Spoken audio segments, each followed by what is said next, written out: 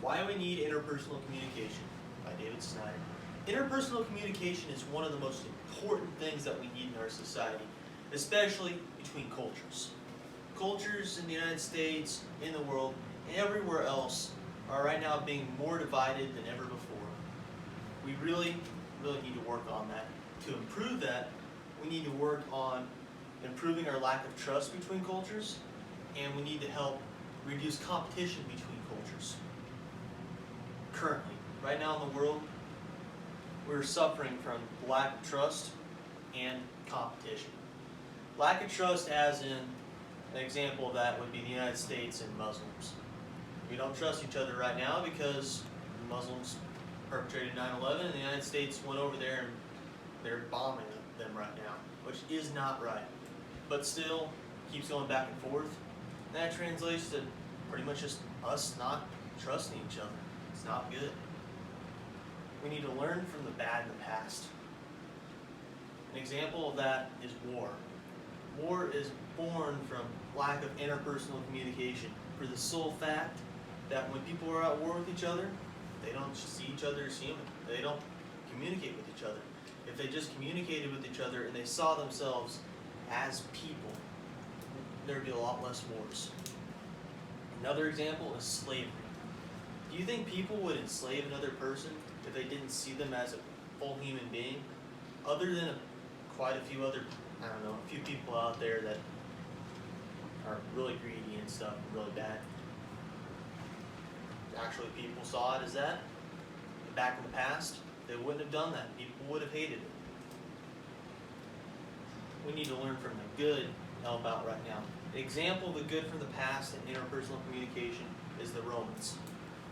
Two examples of how they used interpersonal communication was trade with the Chinese, which helped make them more profitable and made them a lot of money. And then they kept their entire government afloat because they were able to communicate between cultures. The Roman Empire was just full of different cultures, and they all had to communicate and they all had to get along to keep their empire up. Though the Romans did kind of force them into it through pressure and their military, most of it was through trade and interpersonal communication. They were able to keep their empire together. The next example is the Mongols. Not many people think of the Mongols when it comes to interpersonal communication. They think of them as murderers and marauders that went around and killed everybody in sight. But the real truth is, people that actually surrendered to the Mongols were treated with a fair amount of respect. They were allowed to keep their independence, and the Mongols were able to use interpersonal communication to foster trade between many different peoples. Overall, we need to learn from the past, to learn that interpersonal communication is very good for everybody who participates in it. The next thing is how we can improve in interpersonal communication. First of all, we can accept other cultures. Right now in the United States, we're having trouble with accepting other cultures. It's just, we don't get along very well with each other, and especially in politics and a whole bunch of other stuff, it's not good. One culture that we don't get along with right now, at least one side, is the Latino culture. We don't get along with them because people who are oppressed and poor from that area are coming up to our country and trying to sneak over our border, and we keep sending them back. We need to learn how to be more interpersonal between each other and actually talk and understand that they're people and they need to come over here to be safe from the people who are attacking them.